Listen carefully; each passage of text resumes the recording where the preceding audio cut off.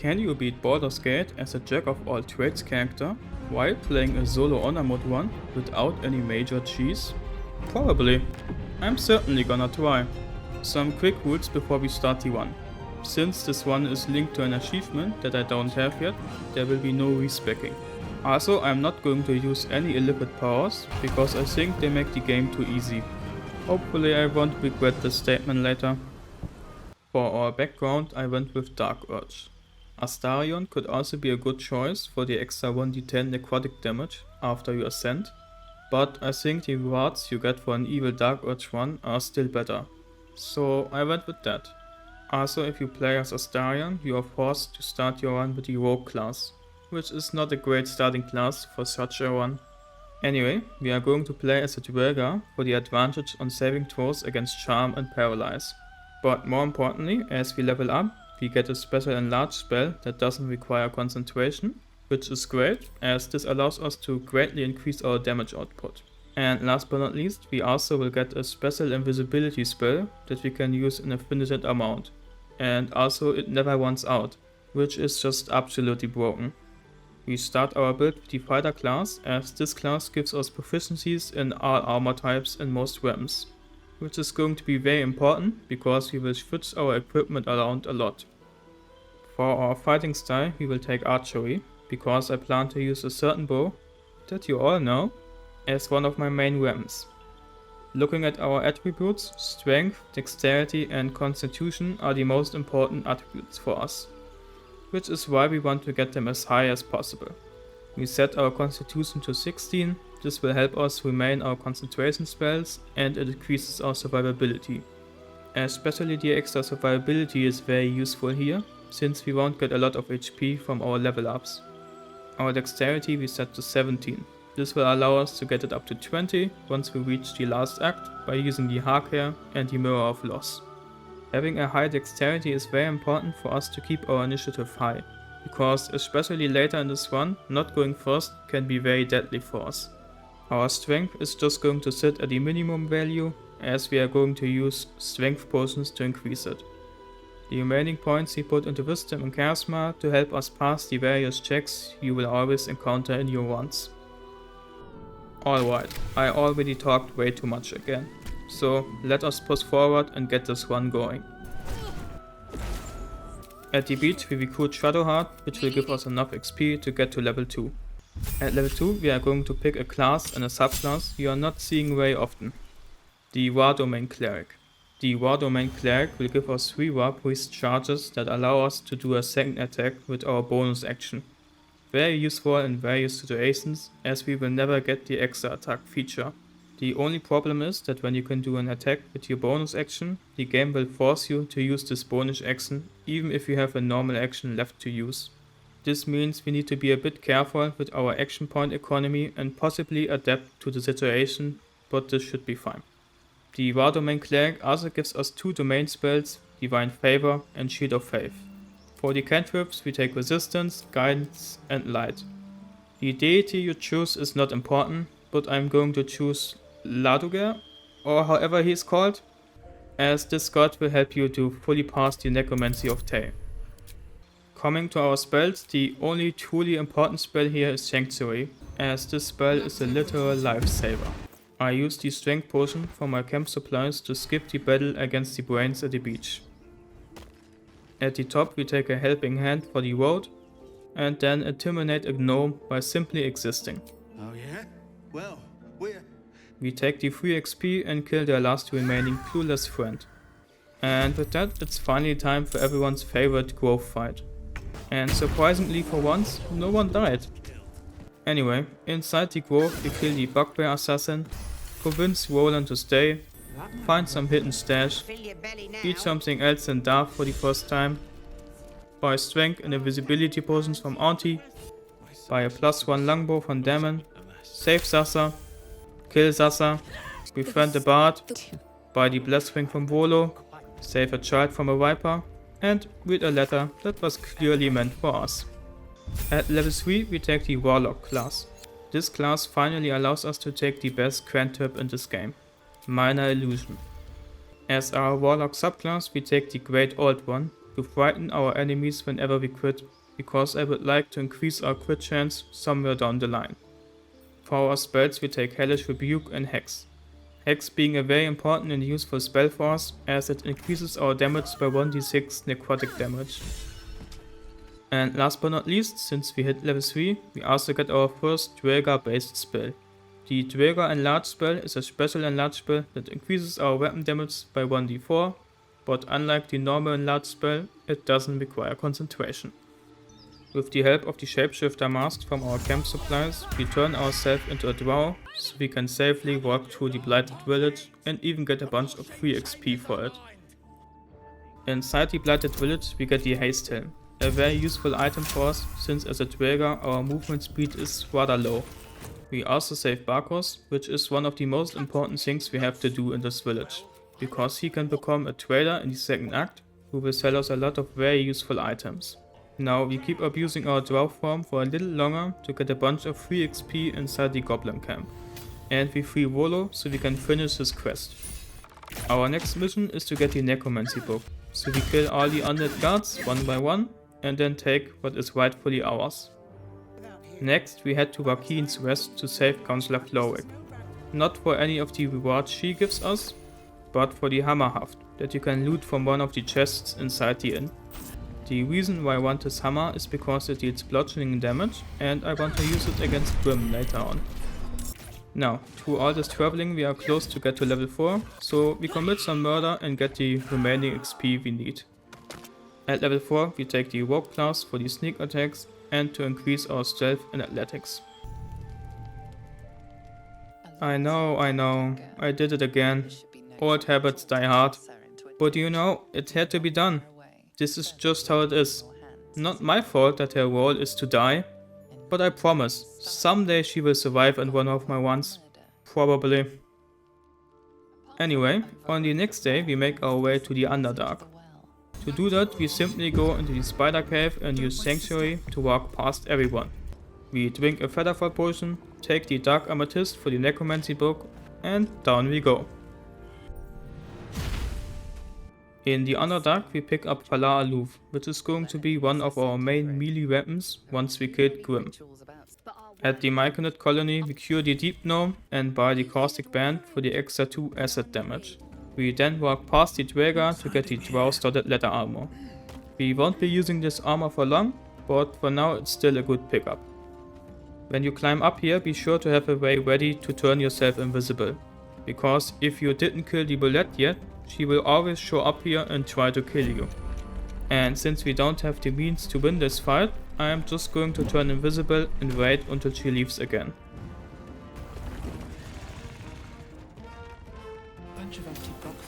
Once we took the armor, we head to the Arcane Tower. You can just use invisibility and walk past all the arcane turrets, this way you are not risking anything.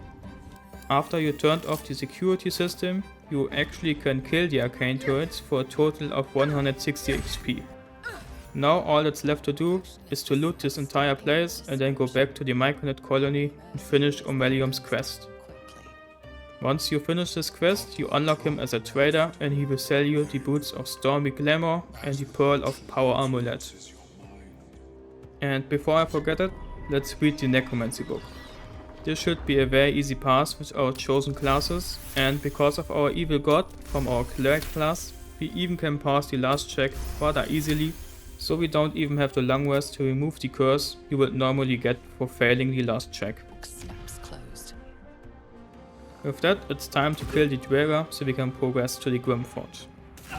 Because of our high stealth skill, we actually can stealth assassinate them quite consistently, even when I actually would prefer to get the surprise attack. Technically I could beat the entire game like this by simply using stealth armor and spells, and in the best case scenario never even entering combat at all.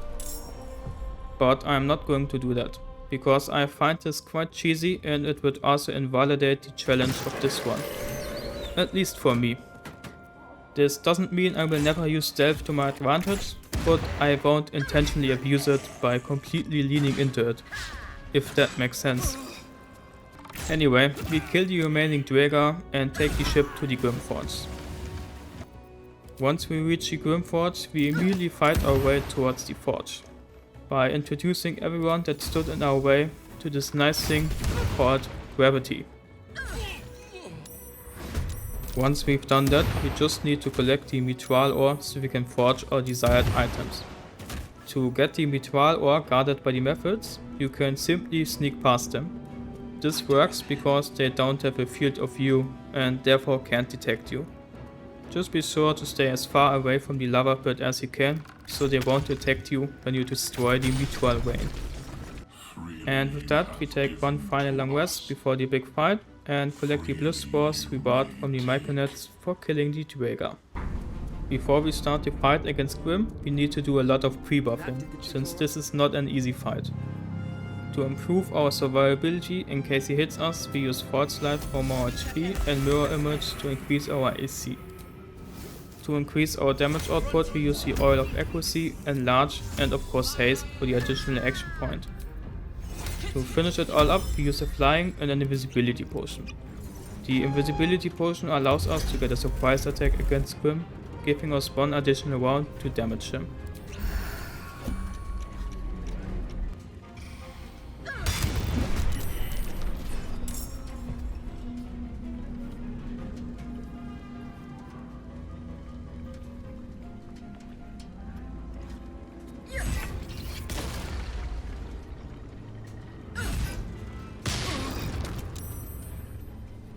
After my 3 hits, I'm thinking about if I want to attack him again on the next turn, but I ended up deciding against it. Because as you saw, I only had a 85% hit chance, even though I had the Oil of Accuracy, the Bliss Spores and Bless from the Bless Ring active. And considering I'm going to lose my Bless condition on the next turn, the chance that I'm going to miss one of my attacks is just too high. Because if Grim activates his legendary ability, he will gain 10 temporary HP and double his movement speed while they are present. This means if I can't remove his temporary HP, I'm unable to kite him below the hammer and I can't risk that. So I just skip my second turn and let him walk towards me. If you stand around this position, he should walk right beneath the hammer and stay there. Now when you do this strategy, you need to be a bit more careful now because they changed the hitbox of the hammer. It's not enough anymore to have him stay in the outer circle, instead he needs to stay in the inner circle or he won't get hit by the hammer. My position is actually not that good and I should have stayed more to the left, but I got a bit lucky and he just barely put his foot in the inner circle and I can hit him with the hammer.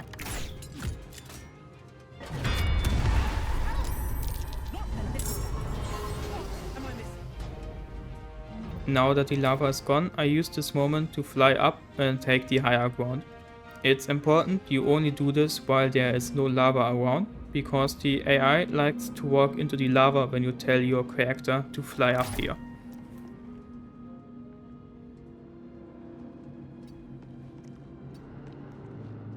From up here we can now hit Grim with the hammer again and take out most of the methods.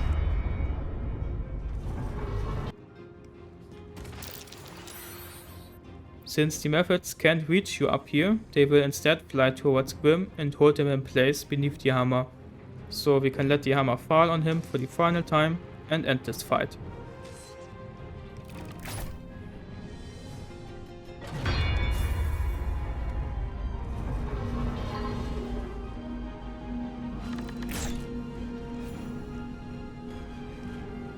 The reason why I came here so early is because I wanted to forge the adamantine splint armor and the adamantine shield. They both greatly increase our AC and the damage we take if we get hit, by reducing this damage and making us immune to critical hits. For killing Grim we also get the Grim Skull Helm, which might be a helm we use in the second act.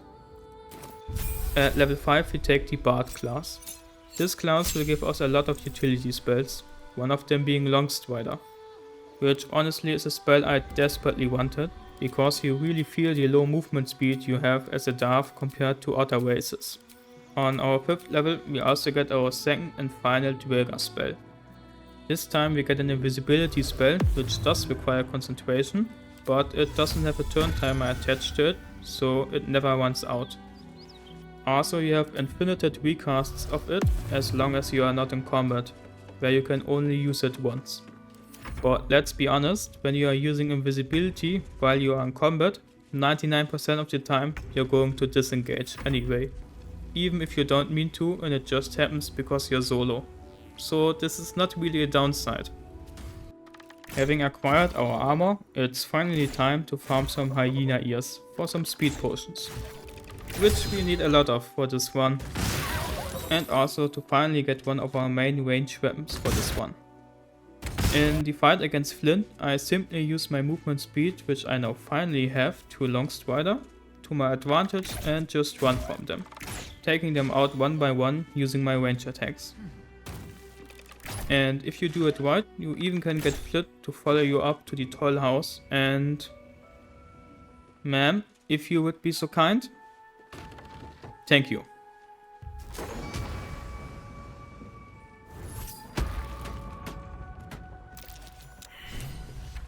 And with that we can go to the Zentium hideout and get everyone's favorite bow, the Titan Swing.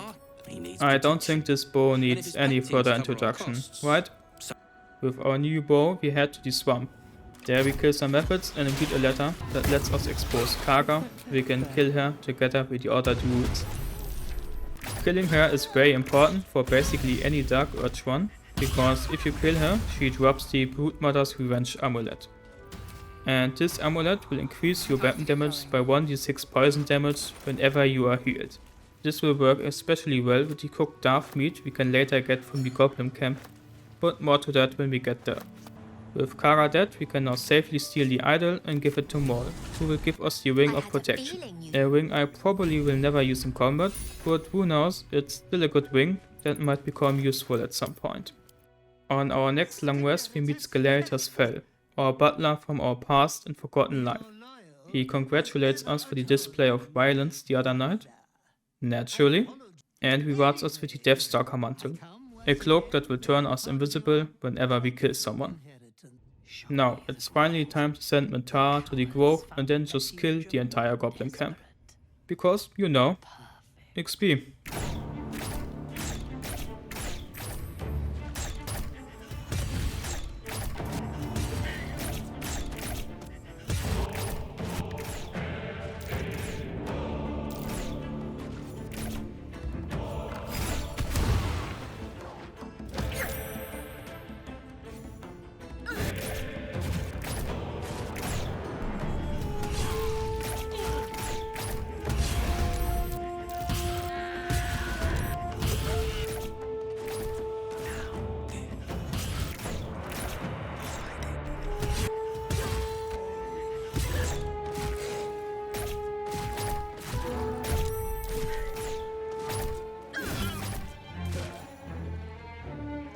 Once you killed every single goblin in the camp, be sure to take the cooked Darven meat with you when you loot the place, if you are playing Dark Urge.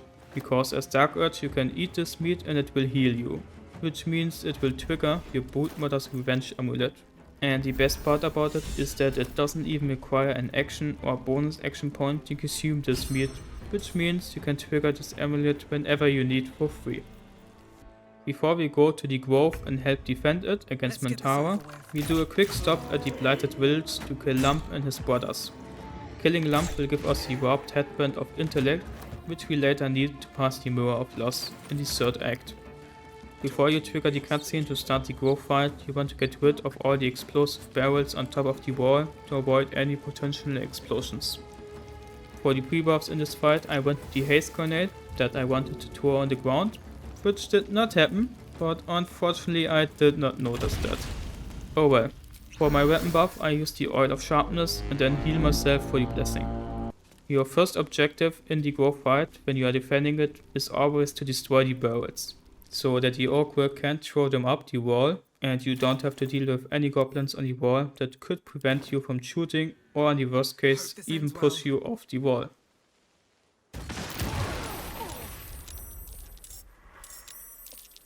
After that you just shoot them all down one by one, starting with the spiders that are on top of the wall.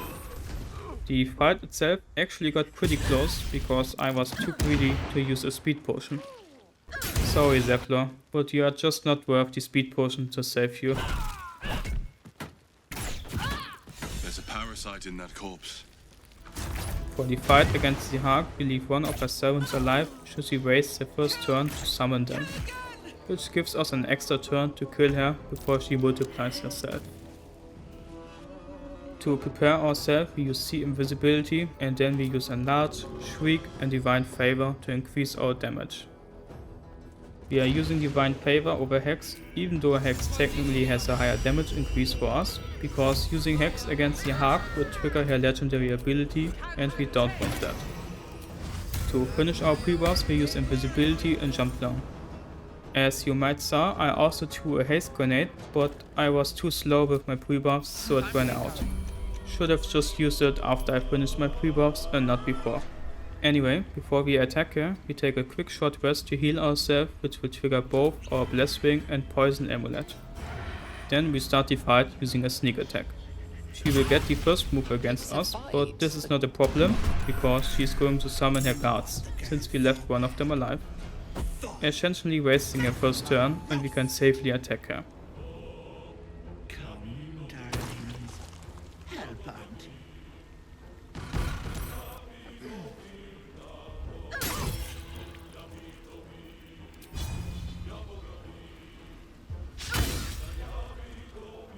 On her next turn she will then multiply herself, which again is actually good for us, because this means she again won't attack us. But of course this also means we need to take her down this turn, or the next turn could be very deadly for us. Anyway, our bless condition ran out, so I used the dove meat to get it up again, so we have the highest possible hit chance we can have against her. With that I just take 2 normal shots against her, putting her below 20 HP, which is the desired amount we want to have to get the Harker.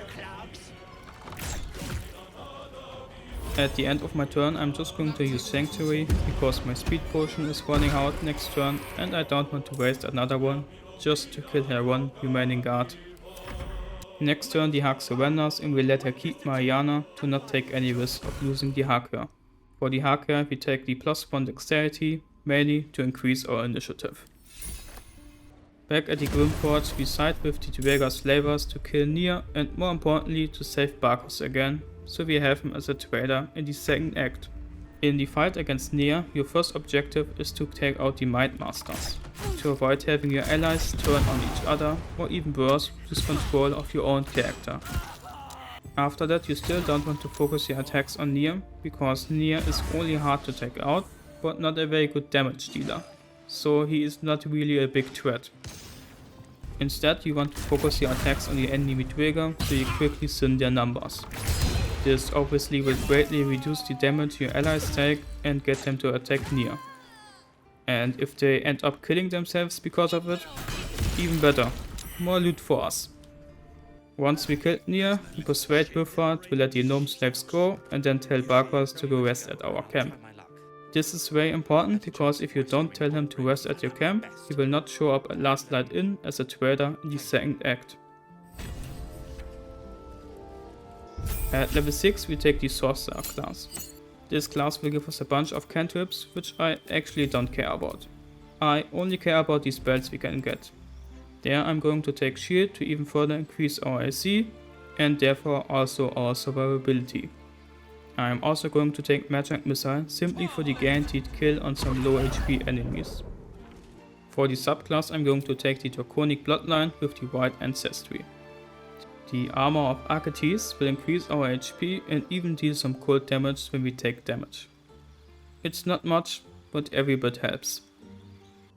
Before we enter the crash, we first collect these 3 ceremonial weapons we need to get the Morning Lord's Radiance buff.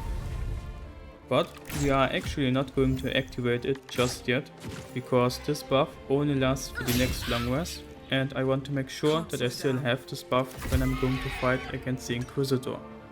Inside the crash we have our first trader that is going to sell us the strongest types of special arrows, which we will all buy. This trader also sells us the Knife of the Undermountain King, a weapon I would like to use in the last act to increase my crit chance. But since this weapon is a guaranteed drop when you kill her, we don't need to buy it. Anyway, it's time for our last long rest for the first act, so that we can finally activate the Morning Lord's Radiance buff.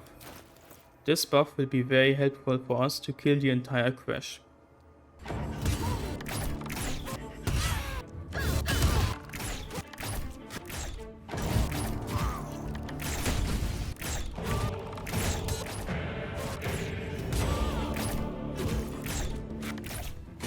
One thing I noticed when fighting the crash is how much of a difference the lack of extra attack makes.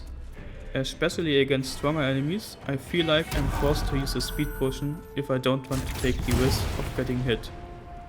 And at least against the Githyanki, this is a risk I am not willing to take if I can avoid it. So I ended up using 2 speed potions and even all of my shriek charges while taking out the crash. Doesn't feel amazing, but better this than dying.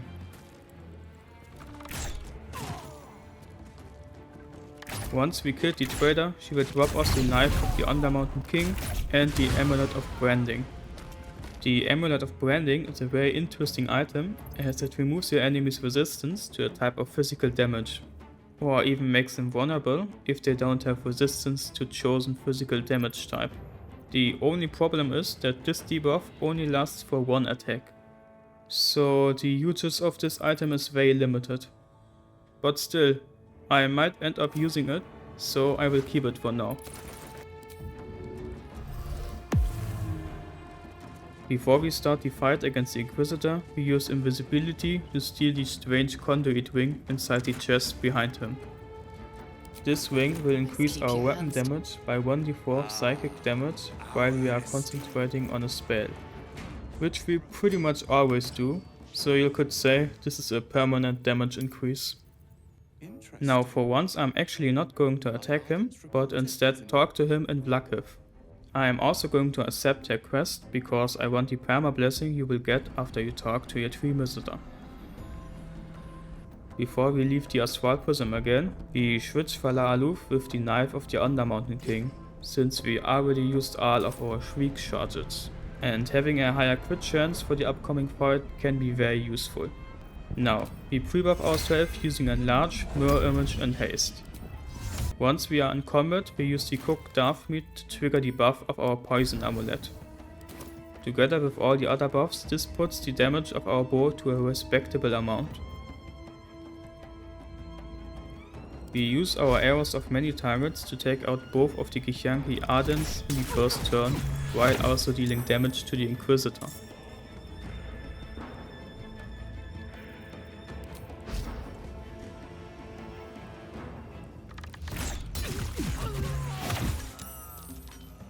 On the next turn we will do the same thing again, which already reduced the Inquisitor to half-life, even though we haven't done a single direct attack on him yet. Yes, this is the big downside of the Deathstalker mantle. While it's amazing when fighting larger groups of weaker enemies, it's an absolute nightmare in boss fights. But it's my own fault really. After all, I didn't unequip it before starting this fight. Oh well, we re-engage combat by attacking the last remaining warrior and finish him off using an arrow of many targets. This time unfortunately we were unable to deal any passive damage to the Inquisitor, because his swords blocked the arrow. This time the Deathstalker mantle actually helps us out, since all of our buffs were about to run out. Now we wait until all his summons disappear, so we won't get overrun when we attack him again. Once they are all gone, we throw a speed potion on the ground and initiate the fight for the final time. Funny enough, he actually got the first move against us, but he didn't do anything, so it didn't matter. We then collect the speed potion we threw on the ground, while also intentionally triggering an opportunity attack to remove his parry reaction. Now we cast Hex on him and trigger our Poison Amulet to boost our damage. All that's left to do at this point is to play hit and run with him. Since we are a lot faster than him, he will not be able to reach us. And for the case it ever gets close due to his summons, we can always teleport away.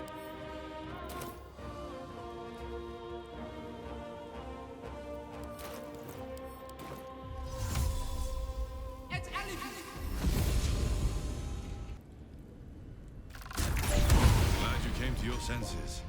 Now leave, before the others come for us. Before we walk into the Shadowlands, we cast light on our bow. This will protect us from the lesser effects of the Shadow Curse, so we don't have to worry about holding torches in our hands. We start our journey by taking out the Absolute Pilgrims, who are waiting for their guide to get to Moonrise Towers.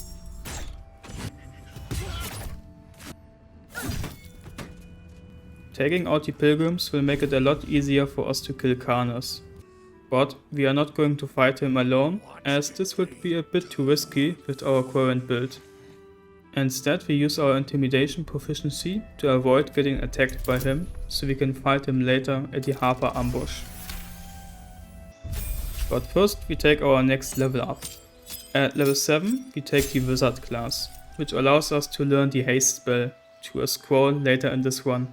Additionally, we get a third level 2 spell slot and the ability to restore a level 1 spell slot once per long rest.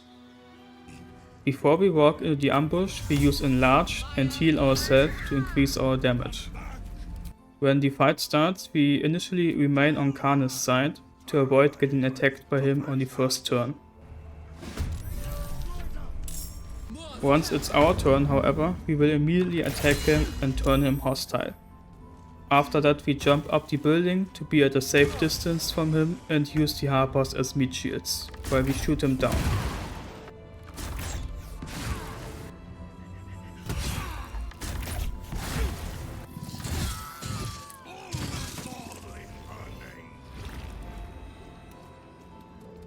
Unfortunately, I didn't have enough damage to kill him before he kills all the Harpers, so I had to make a run for it for one turn.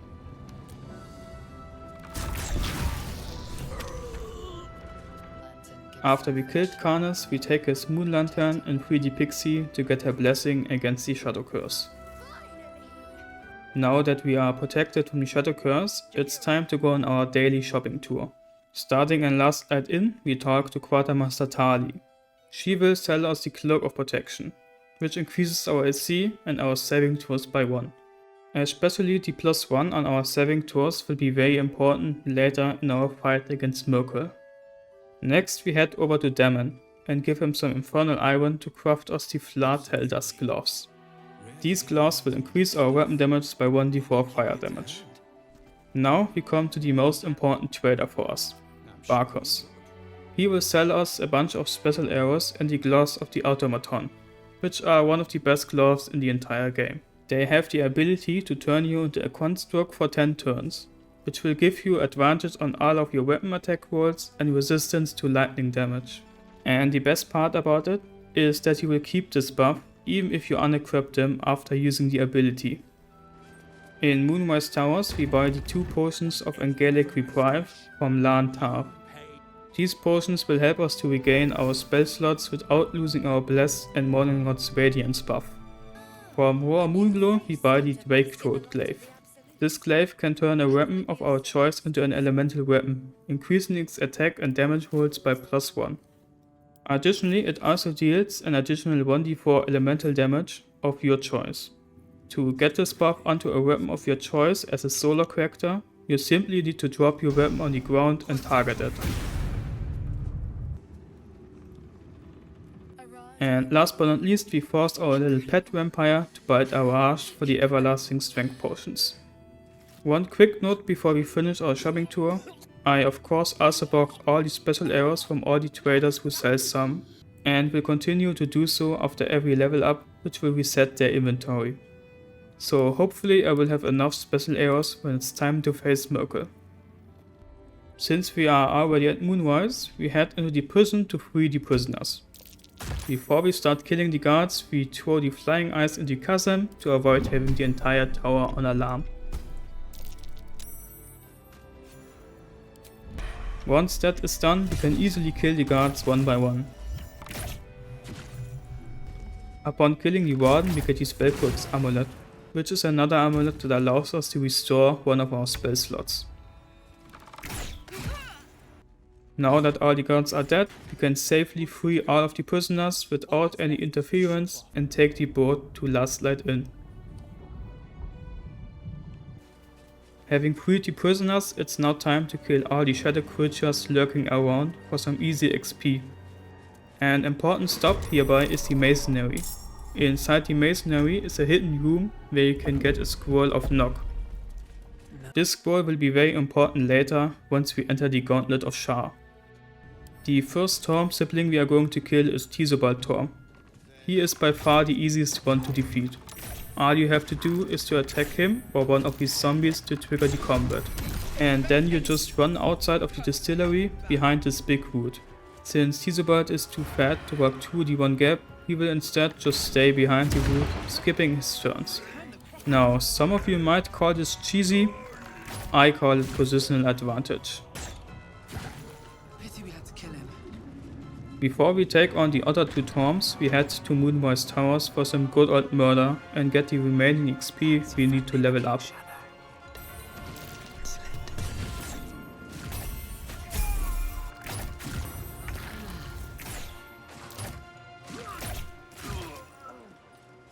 At level 8, we take the Paladin class and choose the Oath of Vengeance. This oath will give us the Inquisitor's Might, adding another damage buff to our disposal. But more important, the Oath of Vengeance is an oath that is rather hard to break compared to the other ones.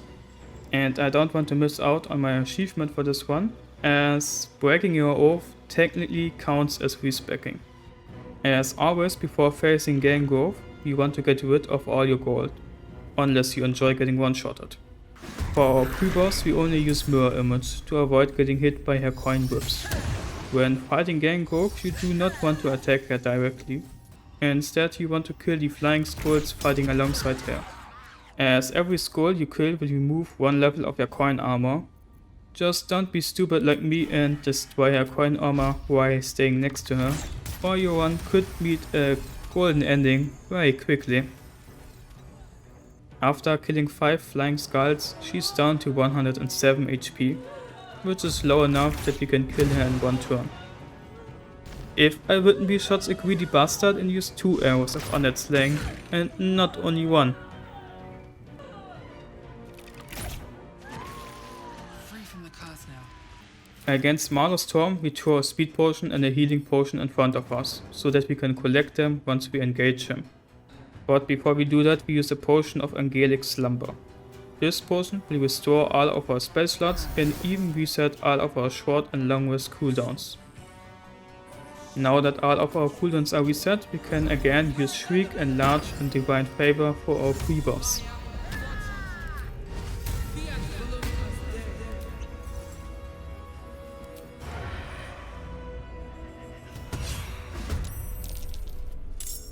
Once we are in combat, we collect our healing potion to trigger our poison amulet and our speed potion for the extra action point. Then we use our arrows of many targets to take out these sisters.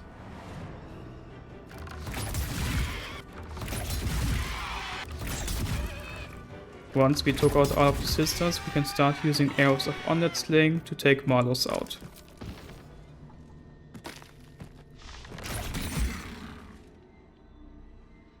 Now, the best thing to do here would be simply to refill my speed potion. But you know, I'm a greedy bastard, so instead I use Sanctuary and let it run out. Which made things a little more complicated, since Marlos can resurrect these sisters. But as long as you keep some distance between yourself and him, there isn't much he can do.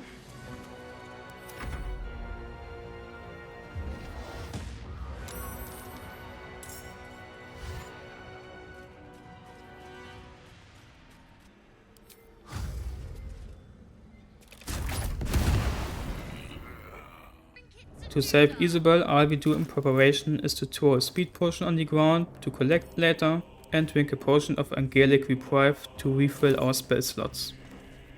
Though, to be fair, I should have used Divine Favor before I triggered the cutscene, so I have a concentration spell active for the strange conduit ring. Anyway, we collect our speed potion and hit Marcus with 2 arrows of Ilmatea, as these arrows deal some extra necrotic damage and will prevent him from healing. After that we use Sanctuary on Isabel, which will protect her from any further attack from the ghouls, since she is going last in turn order. Kinda funny that Marcos still tries to use his AoE heal, even though he can't heal at the moment.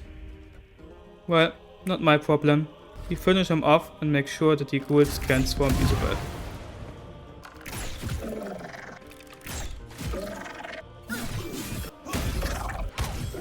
Another parasite.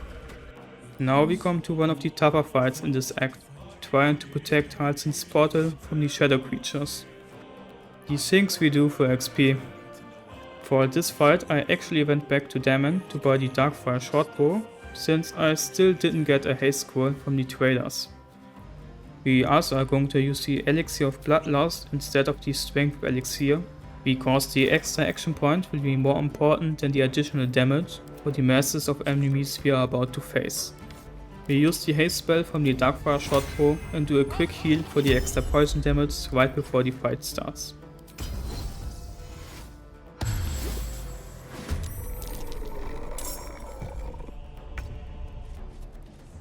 Your first priority is to take out the enemy rangers, as they can shoot on Halsin's portal very quickly.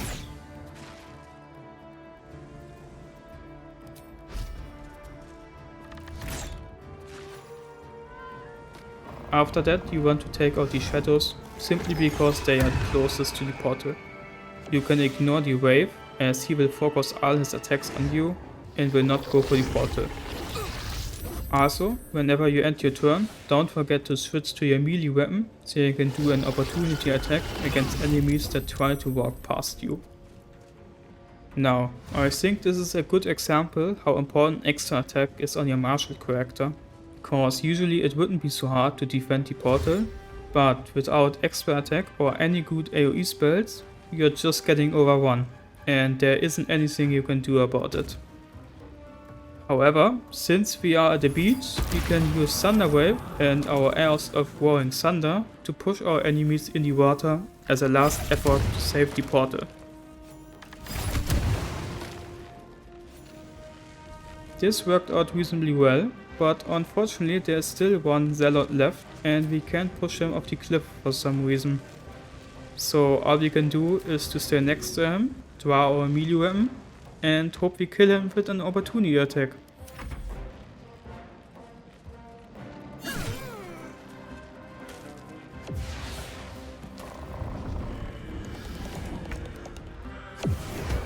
Not even close. This is as far as I go with this quest though, as fighting Oliver is just not worth the risk. Now it's time we head into the Gauntlet of Shar and bleed the corpse dry. For the fight against Balthazar, we simply use the Nox scroll we got from the Masonry and force him to join the fight against the Justiciars. And while they are fighting, we just keep a low profile and then kill the remaining Justiciars once they won the fight. I know, it's a very boring way to fight him, but it is also the safest one. Just don't attack the Justiciars with your bow if you still have the Morning Lord's Radiance buff active.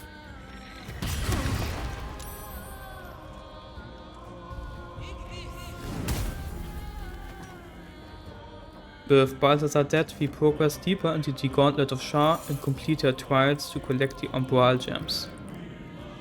On the self-same trial, we also get the Killer's Sweetheart Ring, which allows us to force a critical hit once per long rest. This is going to be an important damage boost for us against Merkel. Before I proceed to fight Yuria, I take out his Displacer Beast so that I don't have to worry about it later. There is only one minor issue with that. Yuria walked forwards to the broken stairs. I never saw this happen before. Usually he just sits up here and skips his turns like all the Meragons. Maybe the AI changed their mind because it took me forever to take out the Displacer Beast? I don't know. However, the big issue with that is that now I'm forced to stay rather close to him when I attack him, which means I will always be in range for him. And this is very bad, as he can just one-shot me if he decides to throw his bombs at me. So I had to come up with a plan. And I decided to learn the cheeky Crossed Scroll with my wizard class to get Shovel as a summon. Shovel has the ability to turn himself invisible for an infinite amount of time, which is perfect for the idea I have.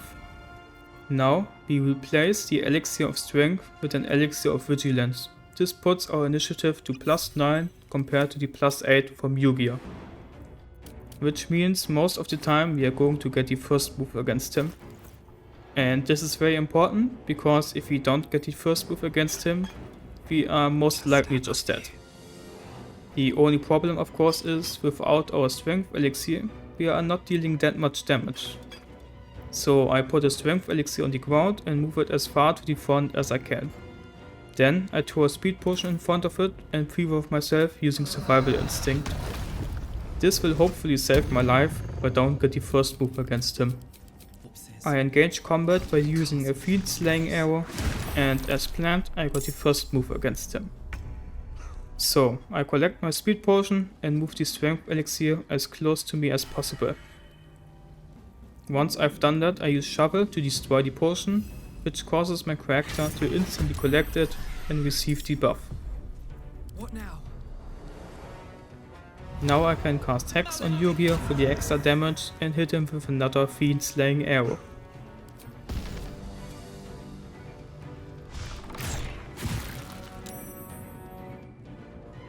After that we want to run away as far as we can and use Shovel as our meat shield.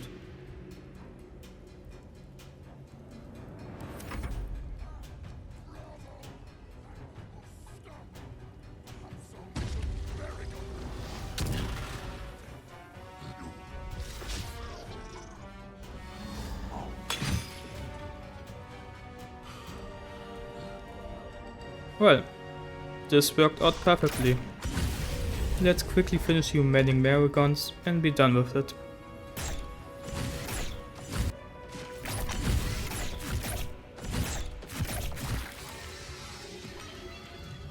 Now we quickly snipe the Githyanki to get the remaining XP we need for level 9. I know, I said I didn't want to abuse the stealth mechanics, but against the Githyanki I gladly violate this rule.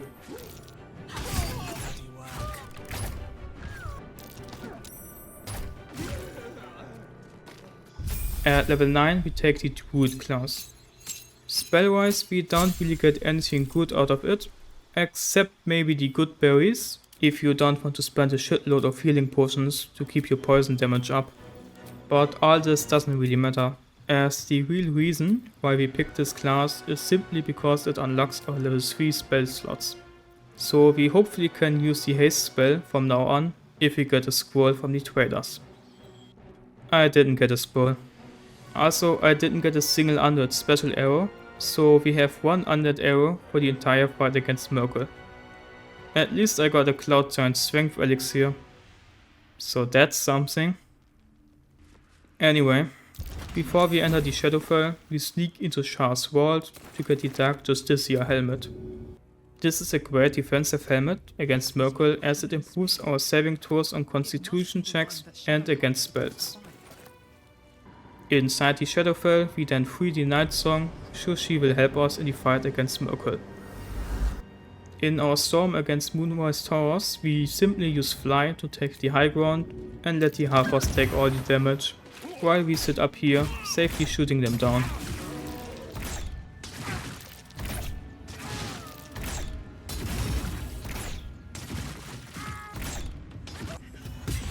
There's an illithid parasite in that corpse. Before we go up and face Catterick, we use our last potion of Angelic Slumber to reset all of our cooldowns and get our spell slots back. Then we prebuff ourselves using Enlarge, a potion of Flying, Oil of Sharpness, Shriek, Divine Favor, Divine Sense and a Speed Potion. The Flying Potion allows us to fly up to Catterick in our first turn, while also still having enough movement left to leave again after we attacked him. And this even if we use Brace to get better damage rolls. Because we use Divine Sense, we also have advantage on our attack rolls, which makes it very unlikely that we will miss any of them. Unfortunately we still don't have enough damage to kill him in one turn, but because of our Flying Potion and Tarmstrong, he will not be able to reach us and we can finish him in the next turn.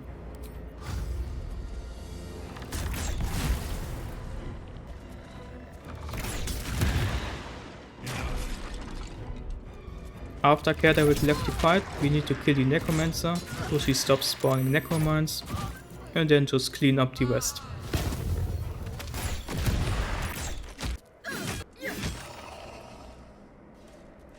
Now, this is the moment where I should have said goodbye to my Bless and Morning Lord's Radiance buff, because I just don't have enough undead slaying arrows to kill Merkel. But I didn't, so here we are inside the Illithid colony with only one undead slaying arrow. Inside the Illithid colony we can get a bunch of XP for killing more or less everyone inside of it, which also could potentially get you up to level 10 if you get out enough XP beforehand. In my case I didn't, so I will not be able to reach level 10 here. One of your missions inside the Illithid colony would be to free Us, but I failed to save him on the Nautiloid, so he's not here.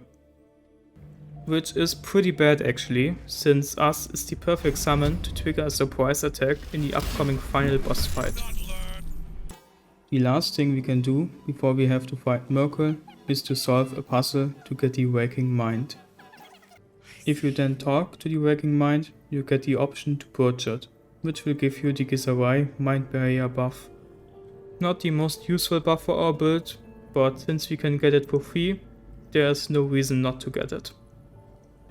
Also, this is the exact spot where you can find the Resonance Stone. The Resonance Stone won't help us now, since undead are immune to its effect, but most enemies in the third act are not, so it will be very useful once we get there. Before you go down to Merkel, be sure to trigger the effect of the killer's Sweetheart Ring, because once you use Restoration right before the fight, its cooldown will be reset and you can force 2 critical hits in one fight. Now, some of you who watched the full fight against Merkel in my last video might already notice that something is a little off here. Since in that video I had a lot more special arrows and I also had Us as a summon. And the reason for this is simply that this is the same one, but not exactly the same one. To put it short, I died. Which is not a big surprise if you think about it. Trying to take on Merkel like this with only one undead slaying arrow is crazy. But to put this into a perspective, I thought I don't need these arrows because of the damage stacking I did on my bow, which already puts me on a rather high base damage. At least in theory. Because one big part I forgot is that Merkel has the Magical Plate passive feature, which reduces every incoming damage by 2. So this means to deal damage with all my different damage types, I need an above average damage roll, 3 or 4, to even deal damage with that type. To put it short, damage stacking is not very effective against Merkel.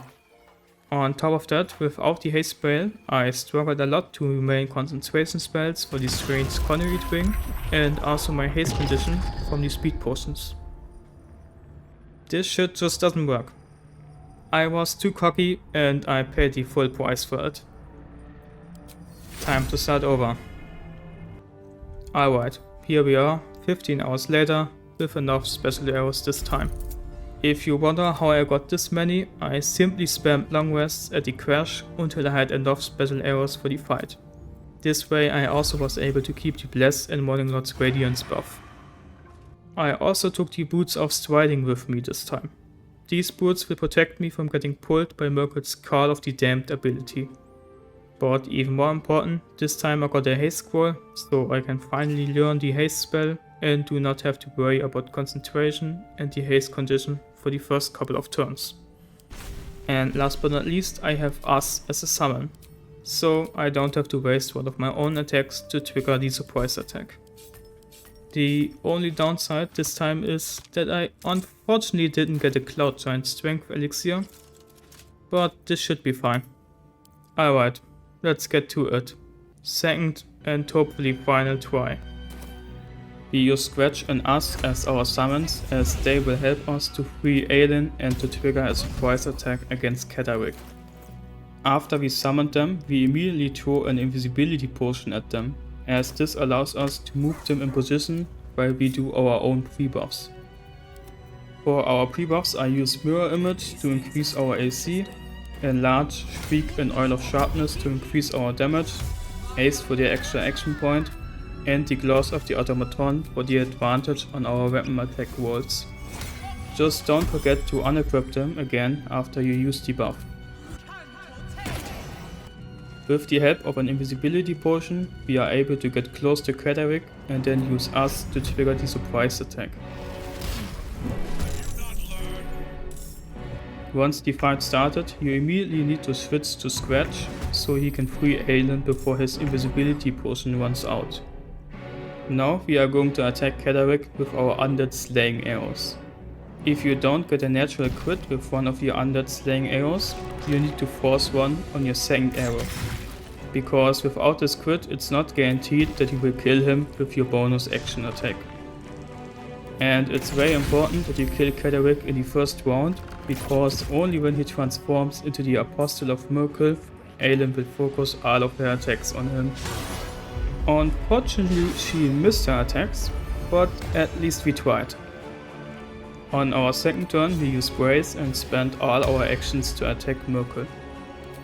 Remember, at this point you do not want to force a critical hit unless the game tells you you are going to miss your attack, because this way you can turn an attack that would miss into a critical hit.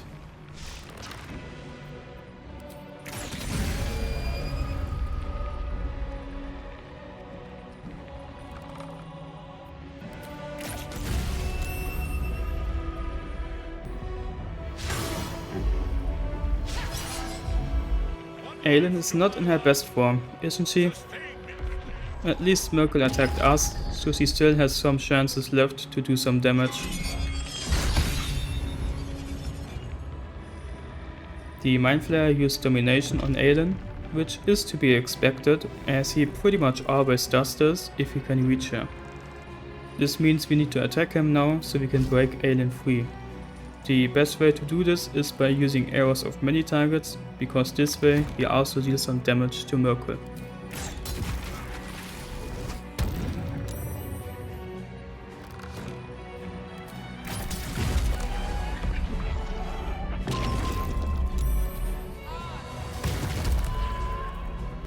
I also decided to use my bonus action attack to push him off the platform, since I failed to kill him, to hopefully avoid getting hit by his Mind Blast.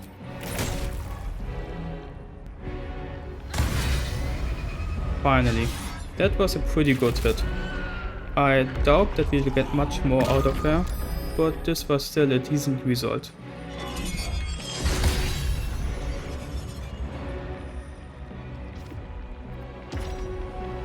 Again, the Mind Flayer used Domination on Aelin, and now it's time to finally kill him.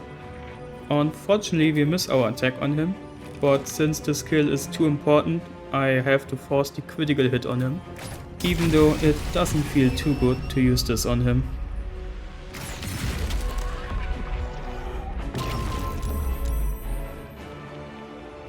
Since Shriek went out, there is no reason for us anymore to stay next to Miracle. And without the mirror images, it's also too risky. So I teleport away using a Misty Step scroll. I put myself next to a Necromite so I can do an opportunity attack on him when he tries to run to Miracle. Alright, Aelin went down, which means coming forth we need to tank a lot of damage. We also need to look out that we kill the Necromites whenever we can, to deny Miracle as much healing as we can.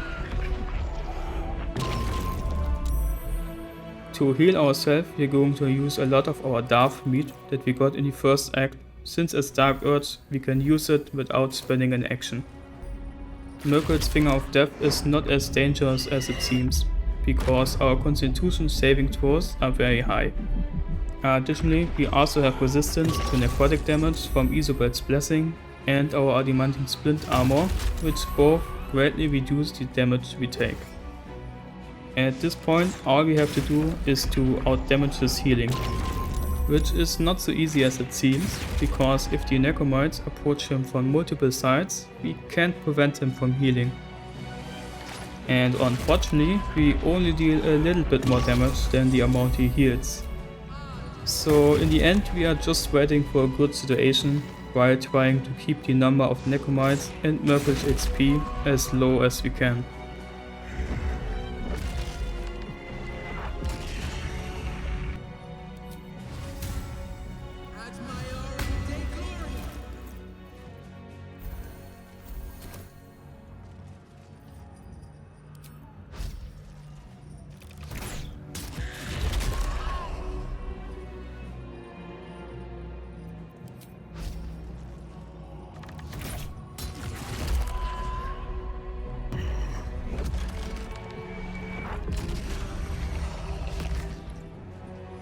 Now, we are a bit in a tough situation, as I want to reapply the Oil of Sharpness on my bow to keep my accuracy and damage as high as possible, but I also need to refill my speed potion.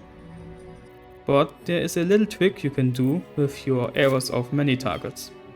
By putting a potion in front of you, you can target it with your arrows of many targets and then destroy it, which will cause you to immediately collect this potion while still dealing damage to your enemies, since the arrow will jump to them. Unfortunately, the arrows will not jump between potions, so you can only destroy one at a time. Now we finally get the setup we wanted for the past few turns, as there is only one Necromite close enough to heal Merkel.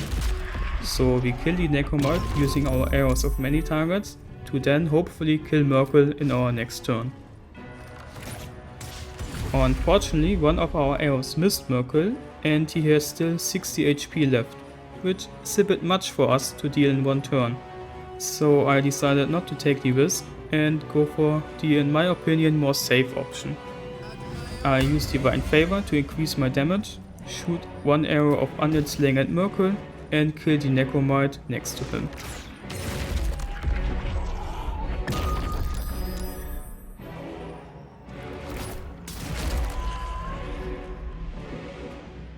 And now I'm thinking, fuck, I forgot the speed potion. Luckily, there is still one thing we can do to save ourselves, and that is to walk next to the skeletal Involcure and drop a speed potion in front of us. The skeletal Involcure will then explode, destroy the speed potion, and we will collect it. We will still go lethargic for one turn, but this way we at least have the speed potion ready once it's our turn again. So, we use one last staff meat to heal us, which, to be fair, was a bit greedy, but as long as Merkel doesn't get his Finger of Death ability, he should be good. And he shouldn't get it, so I was rather confident I will survive this.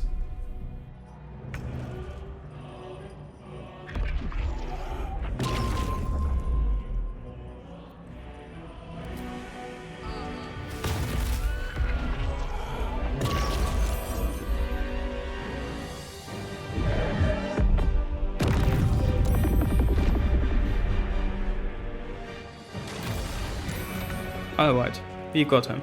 If we hit our attacks, that is. Now, me healing up here was actually a big mistake, because there is no way Merkel would deal 19 damage to me with his Gaze of the Death ability. So all I did with this heal was to reduce my hit chance by removing the Loviatas Law condition. But in the end, I hit both of my attacks, so it's all good.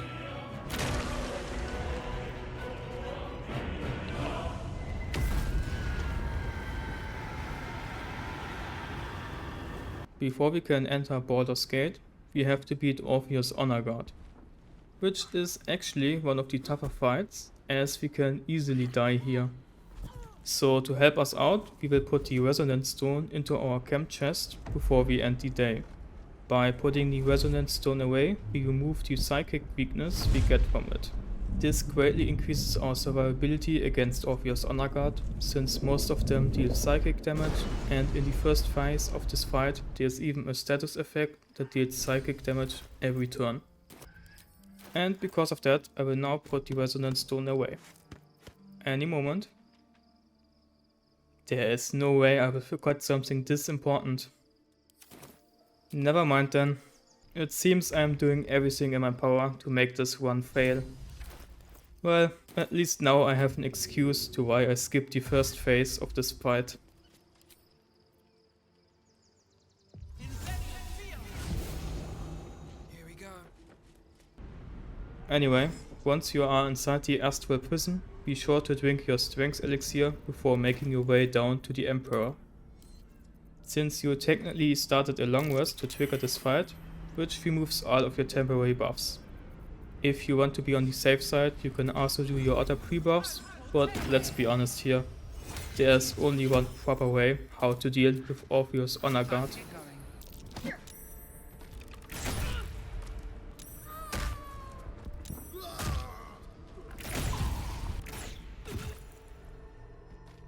Once we killed all of his guards, we put Orpheus back into our control and we can safely make our way to Baldur's Gate. While we are in Rivington, our main objective is to gather as much gold as we can, because we need a shit ton of gold to buy all the stuff we need to get through the final act. So we start our journey by doing 2 minor guild encounters to get a bunch of loot that we can sell.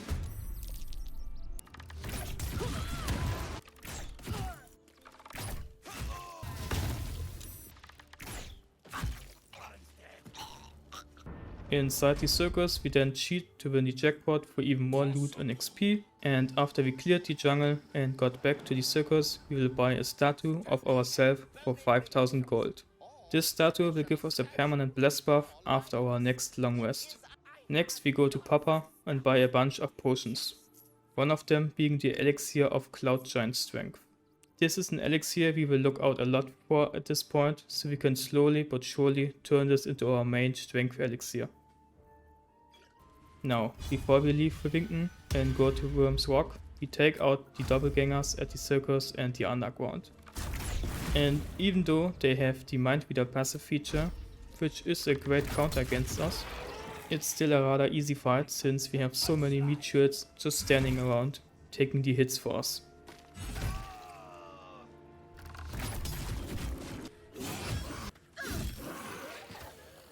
At level 10 we take the Ranger class.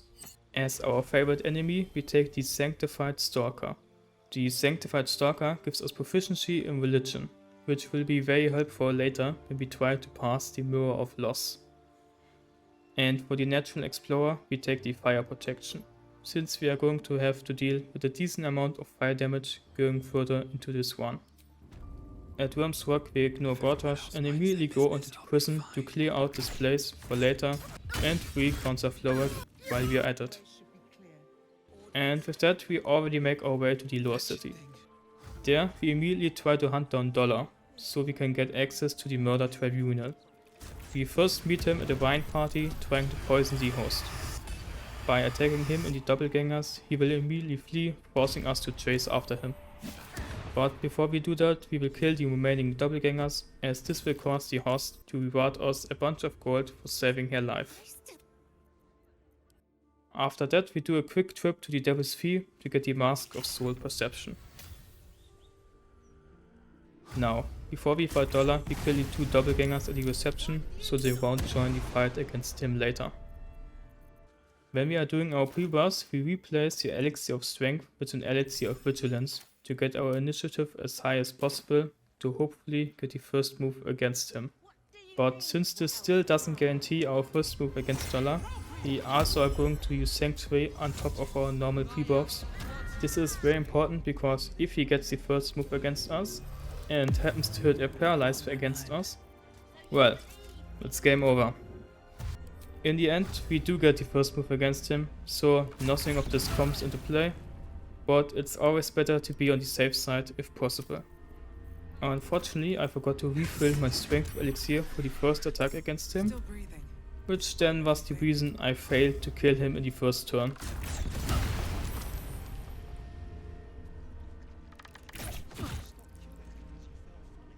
But this is not so bad, since we can just run away from him, which will then cause him to attack the paralyzed fist in front of him most of the time.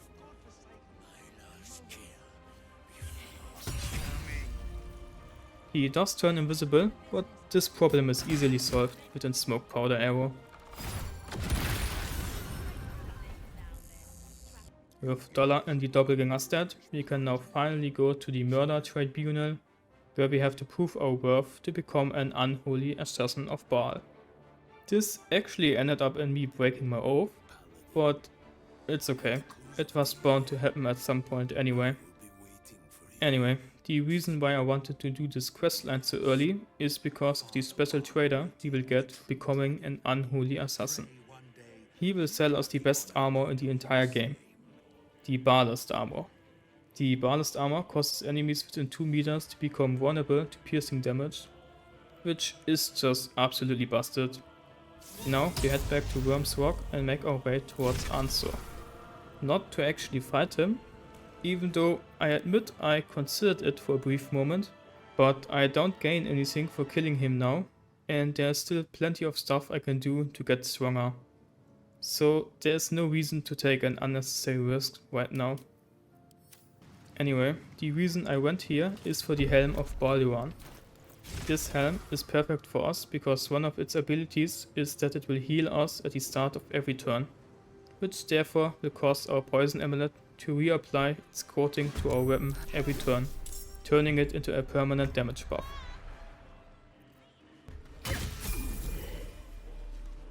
At level 11 we take the Barbarian class, simply because this class will give us more health than the Monk class. For the fight against Viconia, we use Shriek to isolate her from the other Sharans, which allows us to safely kill her at the start of the fight without having to worry about getting attacked from all sides right after. You could also use Minor Illusion for this, but the problem with Minor Illusion here is that not all of the Sharans will immediately react to it, and some of them won't even react to it at all. So I find Shriek to be the safer option for our goal, especially because it's a lot quicker and we don't have to worry about losing any of our pre-buffs. To start the fight we use Invisible Shuffle, who will trigger the surprise attack for us. It's very important you don't use your own character to start this fight, because the Sharans are not hostile towards us when we enter the cloister, which means that our arrows of many targets will not jump between them if we choose to attack them. And with that we are already at the point how we are going to kill Viconia, even though she has an infinite sanctuary pre-buff at the start of the fight. And the answer is simply arrows of many targets. With the help of the arrows of many targets we are able to deal damage to her without having to directly target her.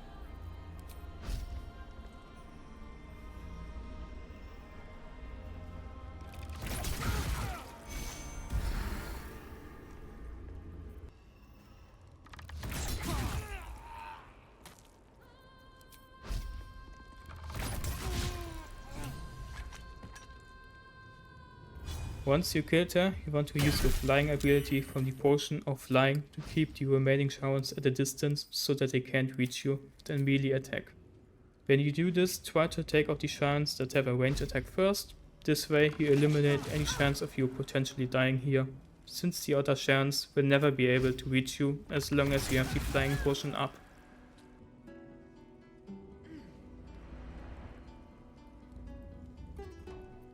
Still breathing.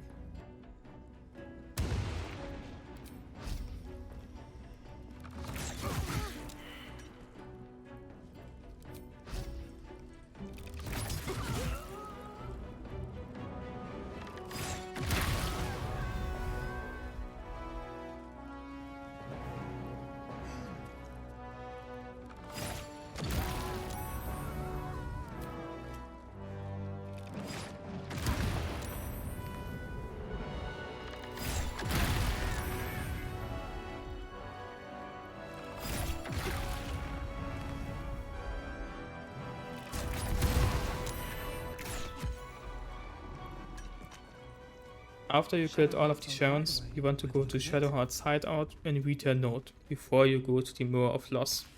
By reading this letter you will find out the purpose of the Mirror of Loss, which therefore means you now only have to pass the religion check to gain access to the mirror. To help us pass this check we use the Headband of Intellect that we got in the first act by killing Lump, and guidance from our Cleric class. After we pass the check, we surrender one of our memories and get the Thief's memory instead, for a +2 on our dexterity.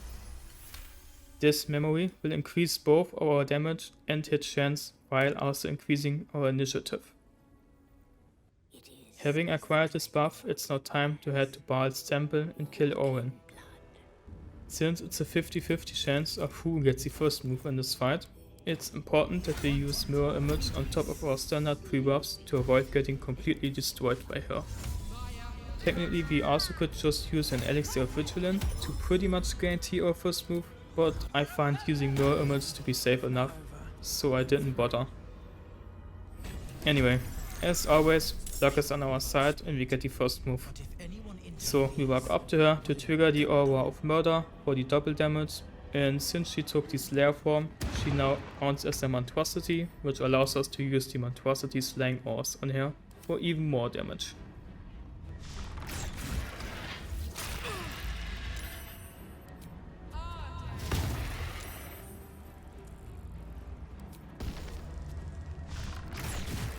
This alone unfortunately is not enough to kill her without any critical hits, so I decided to use the Hamstring shot on her with our Warp Priest extra attack, to hopefully reduce her movement speed. Or we just high roll and kill her, that works as well. Now that Owen is dead, Bhaal will come to us and offer us his power, if we become his chosen. A tough choice to be made, but if you want to save the world, sometimes there are sacrifices to be made. For becoming Bhaal chosen, get the powered kill ability and the most bloody inheritance condition for the final fight. Killing Orwen also gives us the Bloodthirst dagger, which means now we can finally start dual wielding 2 crit increasing weapons and get some decent crowd control out of our Warlock class.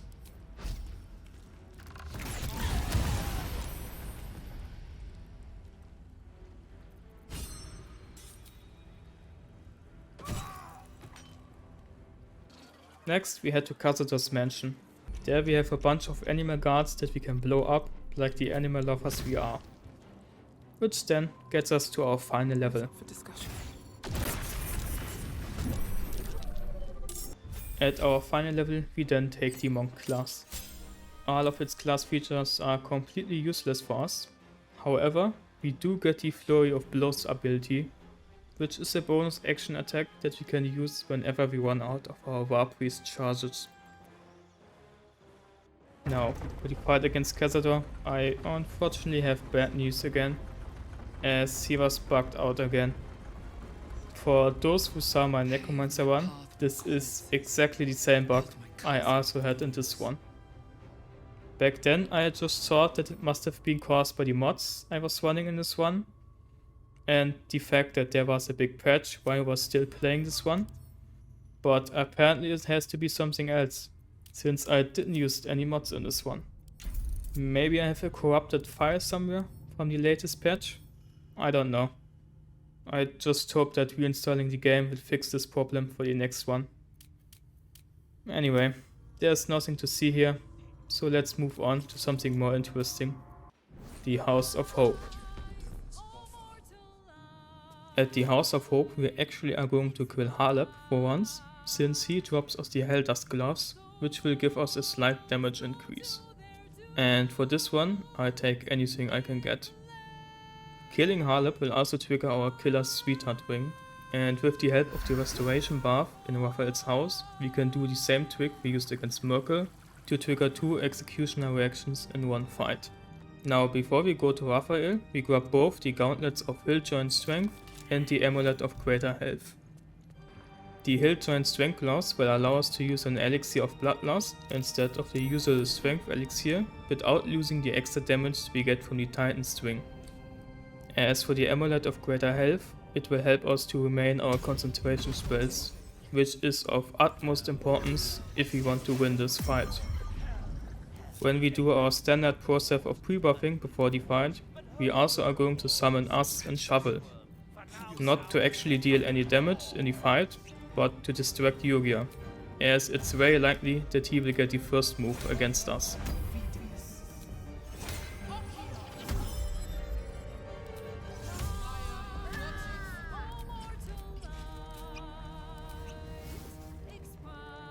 When it's our turn, we will walk up to Raphael to trigger the Murder Aura ability from our armor.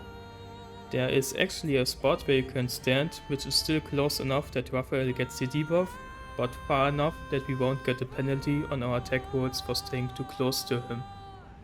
It's a bit tricky to get this spot, but since Raphael has a rather high armor class, I believe it's worth to try to get this spot. Once we got it, we will attack him with a Fiend Slaying Arrow and also immediately trigger our first Executioner reaction. This has two reasons. First of all, we will get our first kill in this round, so next round we will already have our second Executioner reaction ready. But more important, by forcing a critical hit, we trigger the passive feature of our Warlock class, which causes Raphael to become frightened. And as long as Raphael is frightened, he will be unable to move. And this is exactly what we want. We want him to stay at this spot for the entire fight, as this allows us to constantly deal damage to him over our arrows of many targets. Now, the enemy we are going to kill first is of course Yugia, as he acts before us and also has some strong attacks. So we use our movement line to find out where he stands and then just shoot there. After that we can walk next to him and finish him off using a Fiend Slaying Arrow.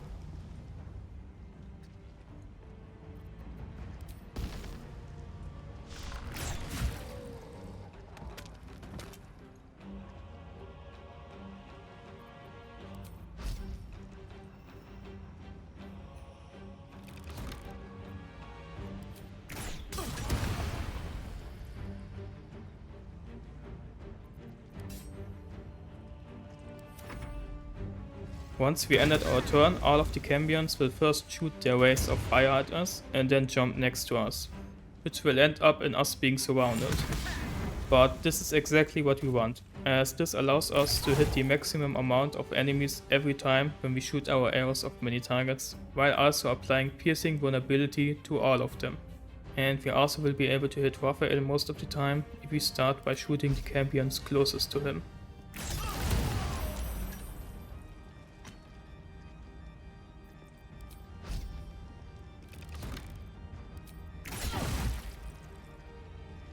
After we used all of our main action points, we can use our bonus attack to throw a Paralyze Potion at the Cambions. It's unlikely that we will hit this, but I think it's better to try this than to use an actual attack on them, because we don't want to kill them too quickly, so we don't run out of targets that we can use to deal passive damage to Raphael. Alright, this is the moment I waited for. Raphael summons an internal debtor next to us, and since they have a very low armor class, we have a high chance that we will be able to hit them with a Paralyze Potion, which then allows us to force a critical hit with our arrows of many targets. But before we do this, we use one of our action points to attack Raphael directly. By doing this, we trigger the War Priest ability from our Cleric class. And now we can use our bonus action to throw the potion at the Eternal Debtor, which normally would have cost us an action point.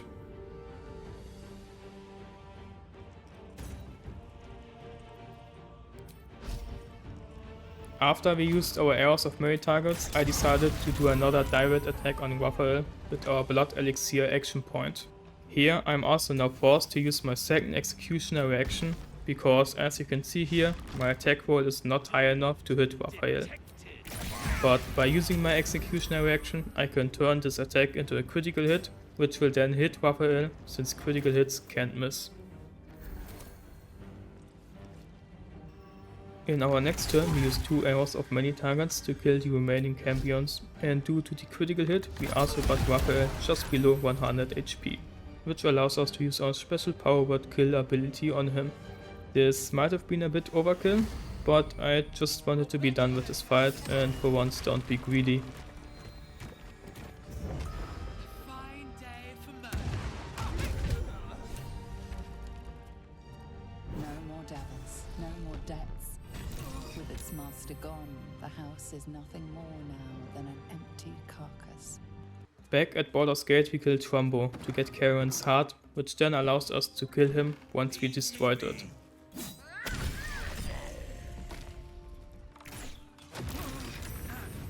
This jar fights back. Against Carrion, we simply use invisibility to get close to him and inflict him with piercing vulnerability. We then attack him and pretty much one-shot him with an undead slaying arrow.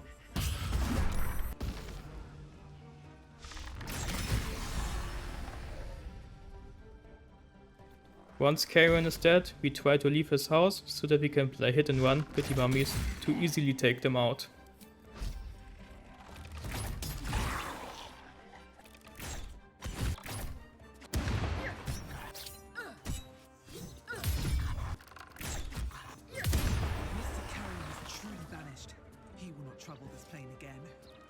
In front of the Steelwatch factory, we find Volo tied to a bunch of smoke powder barrels.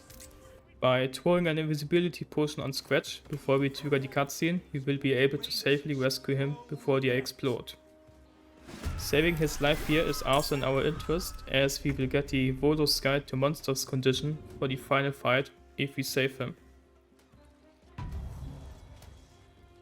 Now I want to take out the Steelwatch factory before facing Gortash, as this will make the fight against him significantly easier.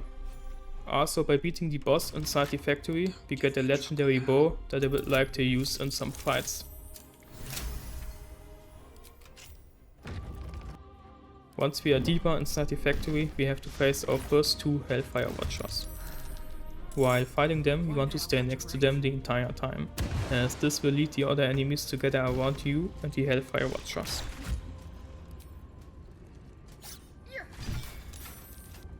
Now, we want to deal enough damage to the Hellfire Watcher so that he will engage his self-explode system and then teleport away.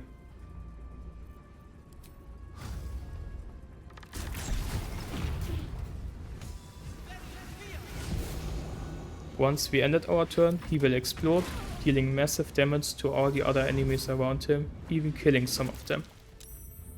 This allows us to ignore the other Hellfire Watcher for a short time and finish off all the remaining one-shots, which then will allow us to fight him in a 1v1. Just don't end your turn next to some explosive barrels. It doesn't end well.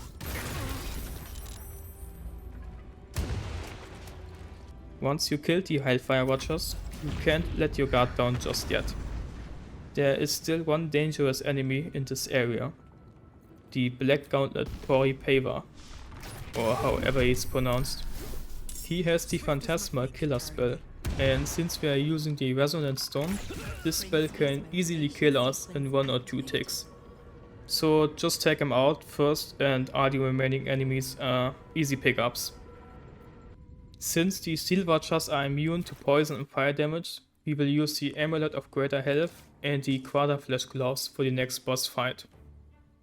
Before we start to actually fight the boss in this fight, we first take out the 3 Hellfire Watcher fighting alongside him. Taking out his allies first allows us to move around more freely, giving us an easier time to kite him.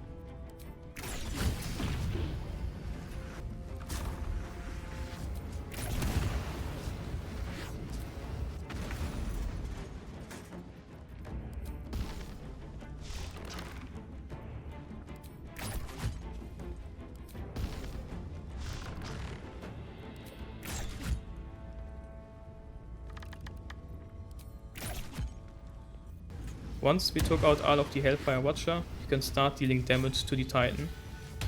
By using Misty Step scrolls, we also are able to get close to him to trigger the Murder Hour without the risk of taking a hit from him.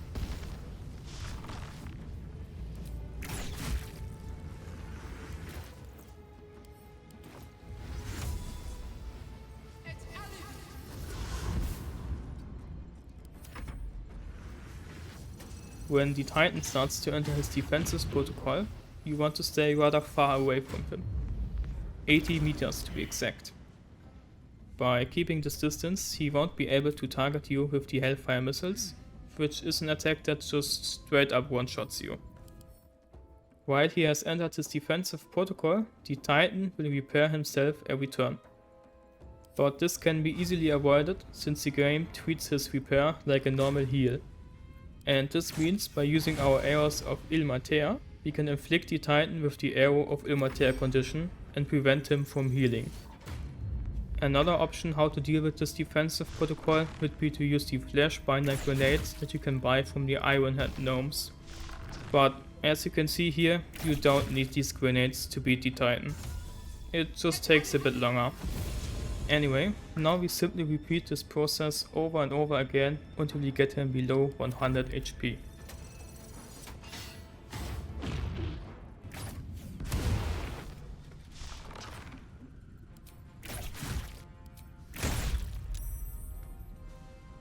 Once we got him below 100 HP, we don't want to kill him, even if we could, because of his self-detonate ability, which is another ability that can just straight up one-shot us.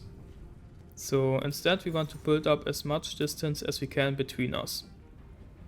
And since we brought him below 100 HP, he should enable his self-detonate ability by himself. Of course, you don't actually have to run this far away from him, but I rather overdo it than being lazy and have a completely unnecessary death.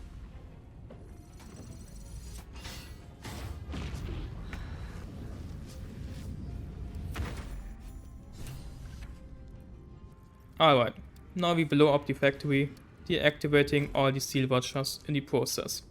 And with that, it's finally time to pay Gortash a visit.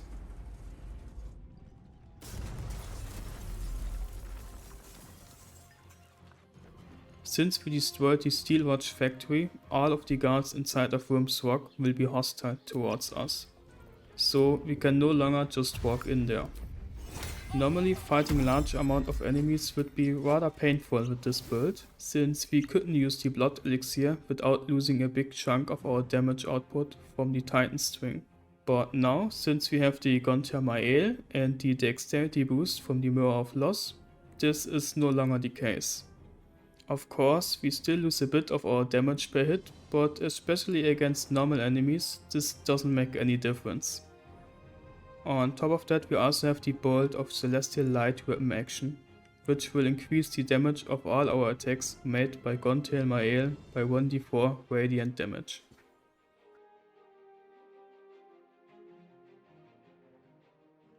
Against Gortash, we also are going to use the Gontail Mael, since he still has a bunch of guards protecting him, even without the Steel Watcher. On top of that, he will be at the very end of the throne room, so it's not possible for us to snipe him anyway. Now, before you enter the throne room, make sure that you have at least 2 remove curse scrolls, so you can remove the tyrannical curse condition if Gortash happens to curse you. At the start of the fight, we simply take out the fists in front of us. They are easy targets, and as said before, we can't reach Gortash yet anyway. The only thing you have to look out for are the traps, so you don't accidentally end your turn inside of one of them.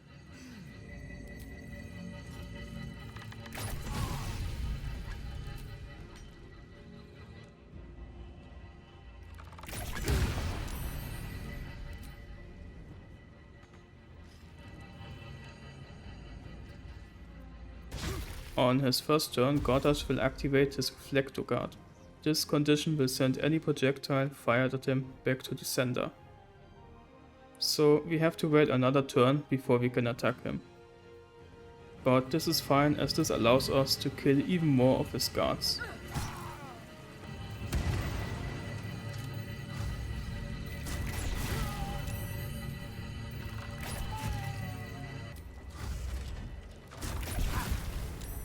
Now, at this point something very funny happened. Unfortunately, I don't have a very good view at it on my recording, but essentially what happened is that the trap next to Gortash malfunctioned, which caused him to get a debuff that makes him vulnerable to all elemental damage for one turn. And it's safe to say this couldn't happen at a better time, as this is the turn where we are now finally able to attack him. It's a bit unfortunate that we didn't get a critical hit, so no one turn kill this time.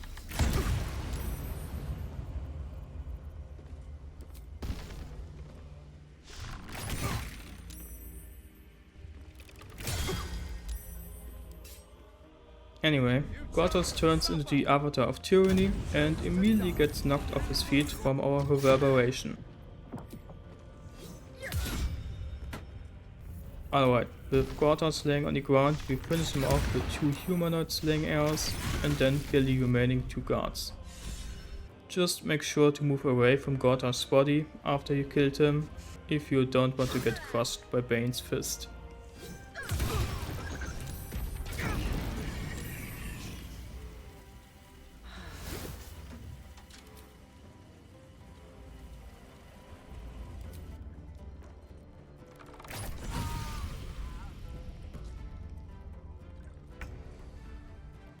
Now, before we can face the Elder Brain, there is still an undead dragon slumbering beneath the city that we need to take out.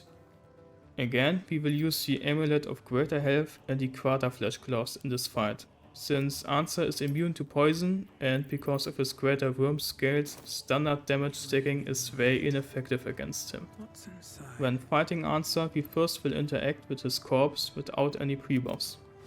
By interacting with his corpse, we trigger his spawn, but instead of fighting him, we immediately run away and disengage.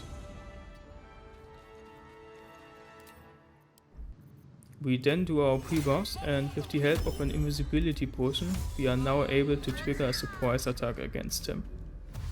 Sure, this might be a bit cheesy, but it's the best way to fight him. In our first 2 turns, we simply stay in front of him, inflicting him with piercing vulnerability and shoot dragon slaying arrows at him.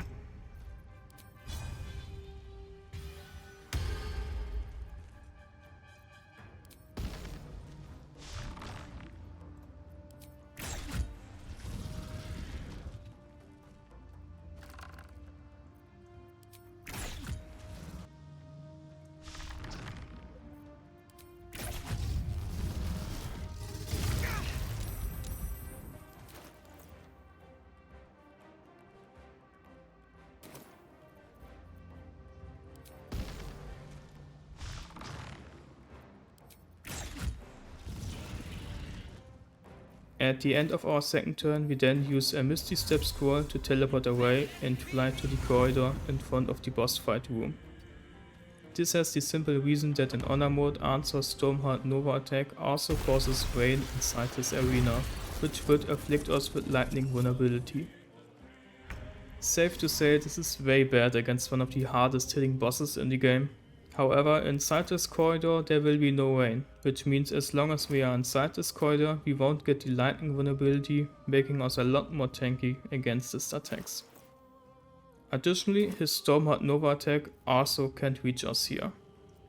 So now we just sit here and wait until Answer comes closer to hit us with his lightning breath.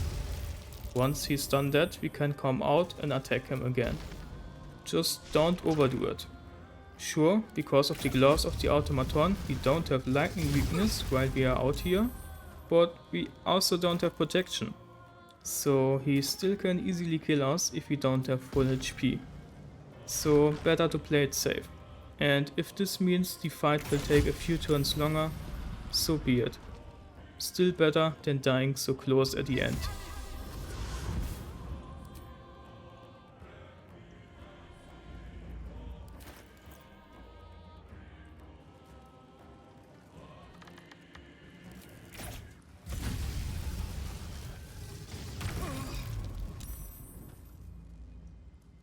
Once Answer enters his Stormheart Resolve, there is no reason to attack him.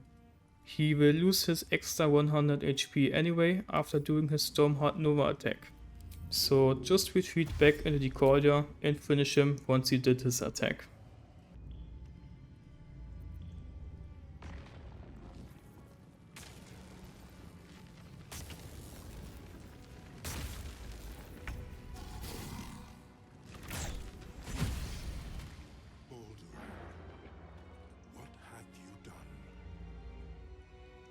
For the final fight we again are going to use the Quarter Flesh Gloves.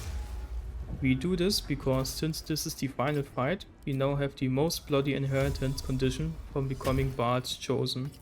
And combined with our crit improving melee weapons, we now have a high chance to land critical hits. Other than that, we will use our standard equipment. There is an argument to be made to use the Greater Health Amulet, but I think the Poison Amulet is better. I will explain why when we get there. Now, before we go up and face the Netherbrain, it's very important that we drop the Resonance Stone, because the Netherbrain will hit us with unavoidable psychic damage once we entered its mind. Now, since the latest patch, it's no longer possible to skip the fight on top of the Netherbrain, because the game will remove your invisibility at the start of the fight if you pre-buffed yourself with it.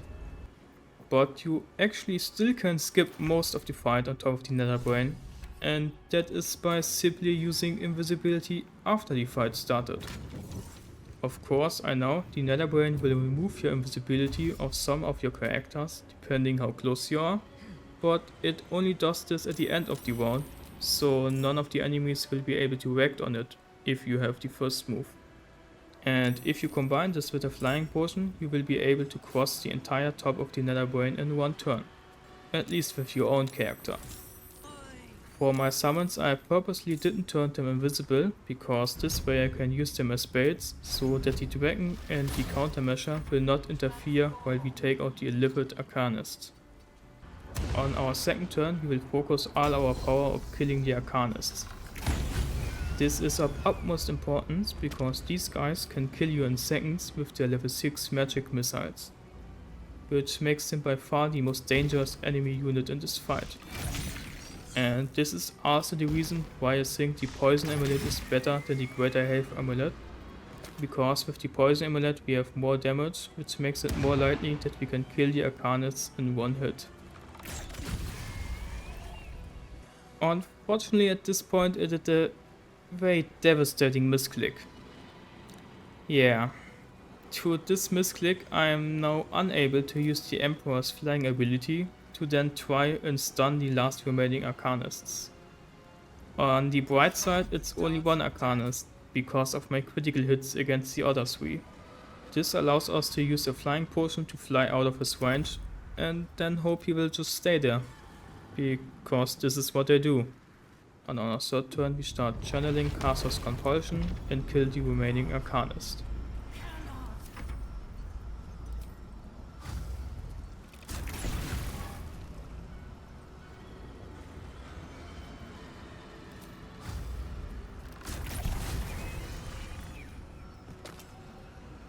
Then we use Sanctuary on the Emperor, because as you can see all of our summons are dead and the countermeasure is already on its way back here.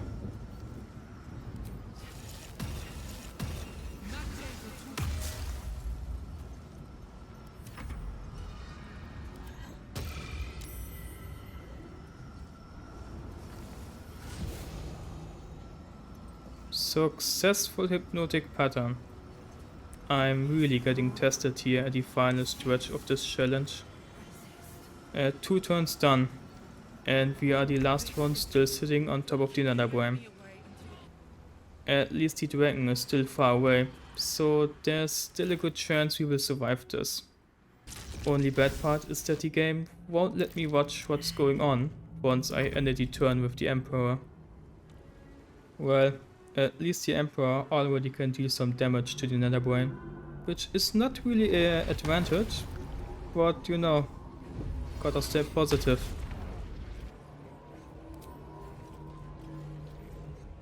Alright, 2 turns later and we survived. Didn't even take any damage. I don't know why they didn't attack me, but I certainly won't complain. Anyway, before we enter the mind of the Netherbrain, we will attack the Netherbrain with the Emperor, so we won't get hit by its brain quake. This also allows us to use a speed potion without having to fear of going lethargic from the brain quake. Like the Illithids, the brain counts as an aberration, so we can use our aberration slaying arrows for double damage.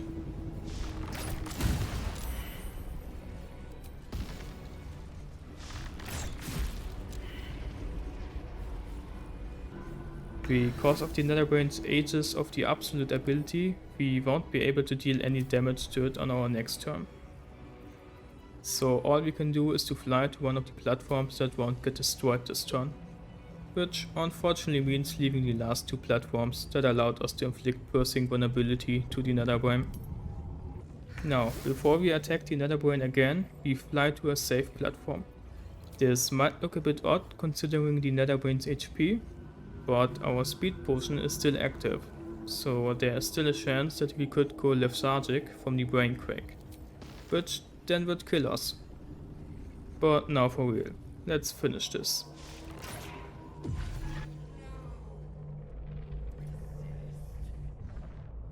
Thank you for watching.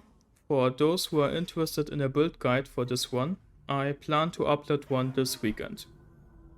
Alright, that's all. I will see you all in the next video. But first, it's time to meet our hero's end and rid this world of all evil once and for all.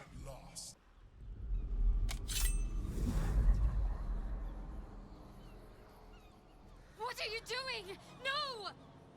You've butchered so many before, each death a gift to your father. This one, you will take from him. This one is just for you.